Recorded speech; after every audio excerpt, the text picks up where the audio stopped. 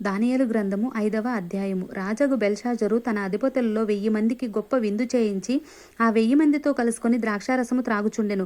Belshazzar ద్రాక్షారసము త్రాగుచుండగా తానును తన అధిపతులను తన రాణులను తన ఉపపత్నులను వాటిలో ద్రాక్షారసము పోసి త్రాగునట్లు తన తండ్రియగు నెబుకద్నెజరు యెరూషలేములోని ఆలయంలో నుండి తెచ్చిన వెండి బంగారు పాత్రలను తెమ్మని ఆజ్ఞ ఇచ్చెను. అందుకు వారు యెరూషలేములోని దేవుని నివాసముగు ఆలయంలో నుండి తీసుకున్న సువర్ణోపకరణములను తెచ్చి ఉంచగా రాజును అతని అధిపతులను అతని రాణులను అతని ఉపపత్నులను వాటిలో ద్రాక్షారసము పోసి త్రాగిరి.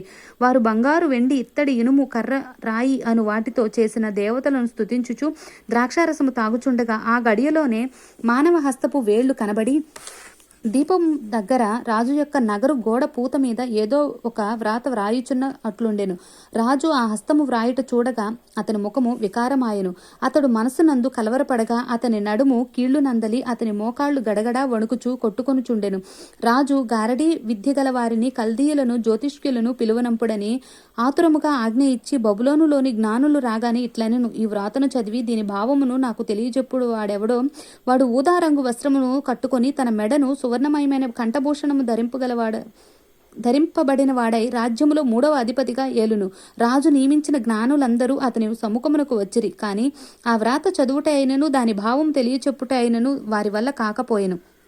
అందుకు రాజుకు బెల్షాజరు మిగుల భయక్రాంతుడై తన అధిపతులు విస్మయమొందునట్లుగా ముఖ వికారము గలవాడాయను. రాజునకు అతని అధిపతులకును జరిగిన సంగతి రాణి తెలుసుకుని విందు గృహమునకు వచ్చి ఇట్లనెను, రాజు చిరకాలము జీవించును గాక. నీ తలంపులు నిన్ను కలవరపడనీయకుము.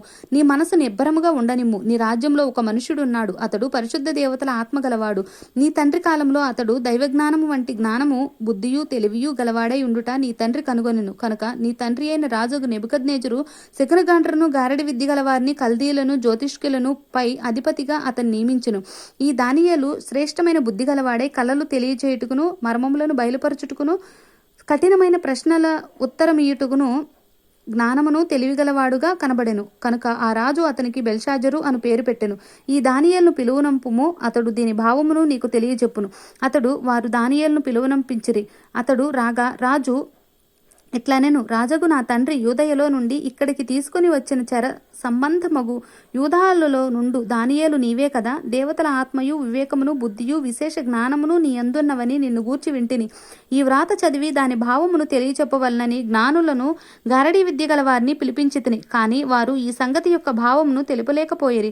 అంతర్భావములను బయలుపరచుట కఠినమైన ప్రశ్నలకు ఉత్తరమిచ్చుటకును నీవు సమర్థుడవని నిన్ను గూర్చి వినియున్నాను. కనుక ఈ వ్రాతను చదువుటకును దాని భావమును తెలియచెప్పుటకును నీకు శక్యమైన ఎడల నీవు ఊదారంగు వస్త్రము కట్టుకుని మెడను సువర్ణ కంఠభూషణమును ధరించుకుని రాజ్యములో 3వ అధిపతిగా ఏలుదువు.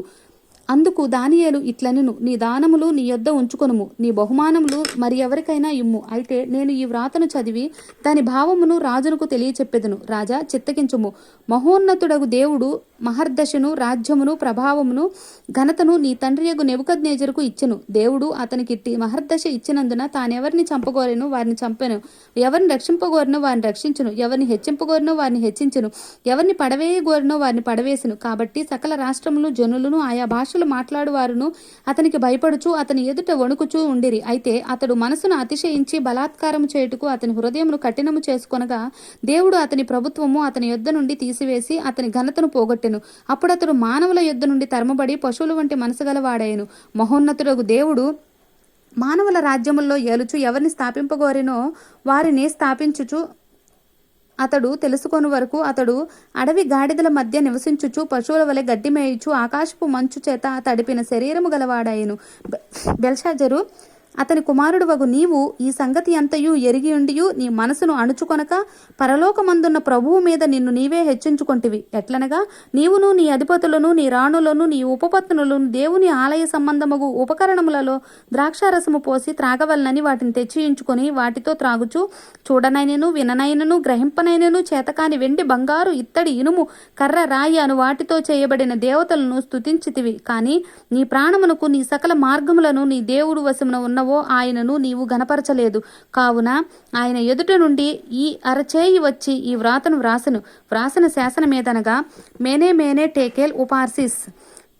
ఈ వాక్య భావమేదనగా, మినే అనగా దేవుడు నీ ప్రభుత్వ విషయంలో లెక్కచూచి దాని ముగించును. టెకేల్ అనగా ఆయన నిన్ను త్రాసులో తూచగా నీవు తక్కువగా కనబడితివి. పెరేస్ అనగా నీ రాజ్యము నీ యొద్ద నుండి విభాగింపబడి మాదీయులకును పారసీయులకును ఇవ్వబడును. బెల్షాజరు ఆజ్ఞ ఇయ్యగా వారు దానియేలునుకును ఊదారంగు వస్త్రము తొడిగించి అతని మెడను బంగారపు హారము వేసి ప్రభుత్వము చేయుటలో అతడు 3వ అధికారి అని చాటించిరి. ఆ రాత్రి అందే కల్దీయుల రాజుకు బెల్షాజరు హతుడాయెను. మాదీయుడగు దర్యావేషు 62 సంవత్సరములు వాడై సింహాసనమును ఎక్కెను. ఆమెన్.